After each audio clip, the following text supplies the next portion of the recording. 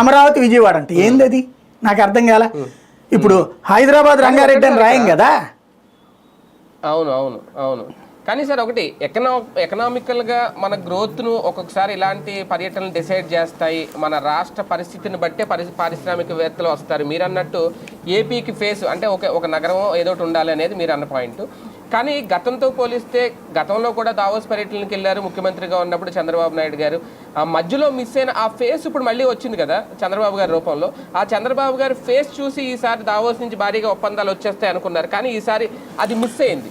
ఏంటి కారణం? బాబు గారి ఫేస్ చూసి వస్తుంది అనేటటువంటిది బాబు గారి టీం ప్రచారం తప్పించి మరొకటి ఏముండదు. ఇప్పుడు ఇదివరకు బాబు గారు అట్టాగే అనుకున్నారు. అందులోకి ఈసారి అడిషనల్ గా లోకేష్ గారు కూడా ఉన్నారు పక్కన అని చెప్పి ముందు భారీ వార్తలు కూడా రాశారు. మన దగ్గర ఉండేటటువంటి నాయకులు మనకేంటంటే సాధారణంగా పాత రోజుల్లో ఏంటంటే చదువు రానటువంటివాడు ఈ వ్యక్తి పూజలు ఎక్కువ చేసేవాడు.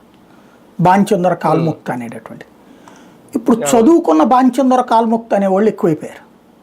చదువుకున్న వాళ్ళలో పెరిగిపోయారు. విచిత్రమైనటువంటి మానసిక జాడ్యంతో ఉన్నారు వీళ్ళు. వీళ్ళ బానిసత్వం చాలా ప్రమాదకరం. బ్రిటిష్ వాడు కనుక ఎట్టా సక్సెస్ అయ్యాడంటే చదువుకున్న బానిసల వలన, అంతేగాని చదువు రాని వాళ్ళ వల్ల కాదు సక్సెస్ అయింది. చదువుకున్న బానిసలు. అట్లాగే ఇక్కడ కూడా మనకి చదువుకున్న బానిసలు ఎక్కువైపోయారు. వీళ్ళు విచిత్రమైన ఫీలింగ్లో ఉంటారు. ఇప్పుడు BHELలో లేకపోతే హైదరాబాద్లో ఉన్నటువంటి జాతీయ సంస్థలను ఎప్పుడు వచ్చినాయి